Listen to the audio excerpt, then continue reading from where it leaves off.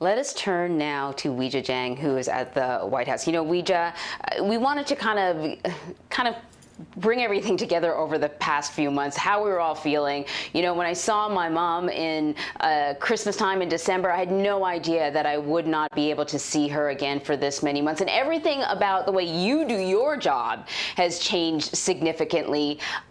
This coronavirus pandemic hangs over everything, and it certainly hangs over the re-election of President Trump. So we want to get into some of the stuff that's been happening and get reaction from the White House. I think kind of the biggest issue sort of breaking yesterday and now is these new recordings of Jared Kushner. He's speaking to Woodward, and he's talking about the way the administration is handling the pandemic and kind of talking about how they're going to, in a little bit, sort of game it, how they're going to sell it to the American people, and how the president has been able to take the pandemic away from the doctors and own the reopening.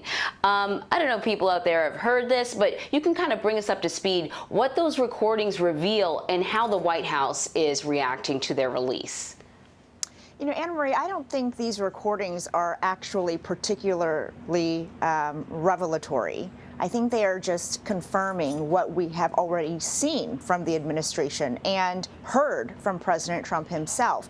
From the very beginning, when he was starting to make really critical policy decisions about how to mitigate the virus and how to control it and, you know, keep people safe, he said the cure cannot be worse than the disease. To this day, as he campaigns, you know, he is still urging states and schools to open up.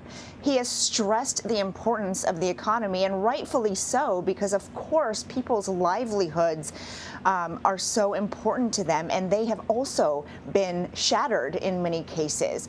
But what we have seen is the president put that before the medical piece of the pandemic and the response. In fact, I'll never forget after he had a national address from the Oval Office, and he spoke directly to Americans during prime time about the virus, really one of the first times people heard from him. He stressed the economy. He talked about, you know, what this would mean. And I remember one of his outside advisors telling me right away, he has to redo this. He has to do it again because he did not talk about the medical piece. And that was really, as you'll remember, what was shaking the country at the time. And so in these recordings, you're right, Jared Kushner basically said, you know, with regard to opening back up, it's sort of like we've reached a settlement with the doctors, and we are taking the country back from them. This is not an us versus them situation. You would think that in any administration, it would be the medical experts who are guiding those decisions and whether to open up and how to open up. But as we have seen time and time again, it is President Trump himself who has made these big decisions that often fly in the face of those doctors. And so that's why I say it's not really surprising, but it is just more confirmation that this was their plan all along.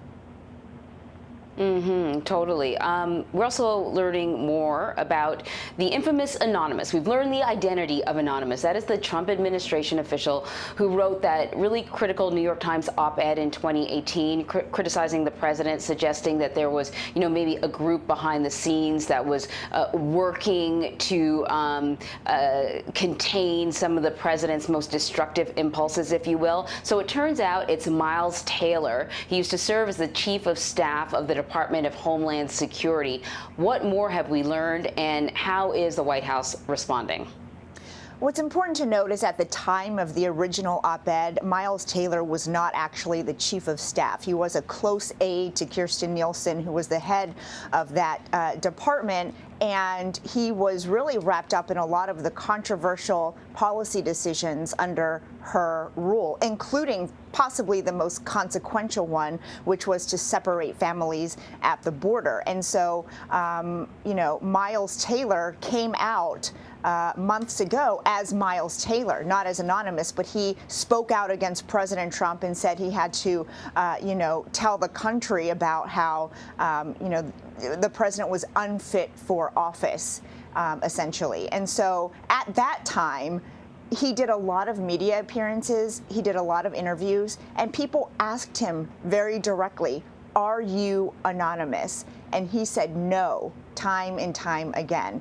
And so the moral ground that he is standing on has cracks in it, and critics were very quick to point that out yesterday because, for one, he was actually part of the team that oversaw a lot of these policy decisions that got so much attention for bad reasons under President Trump. And even though he said he was working to undermine them, they went through. And secondly, he lied many, many times in public about his identity. So critics are saying, if you lied about that, what else are you lying about? As for the White House response, it was really quick, really punchy, really feisty, and we heard from so many officials here essentially calling him a loser, saying that, this is no surprise that if it's Miles Taylor, since he already revealed himself, and they point to the fact that he actually was not a senior administration official,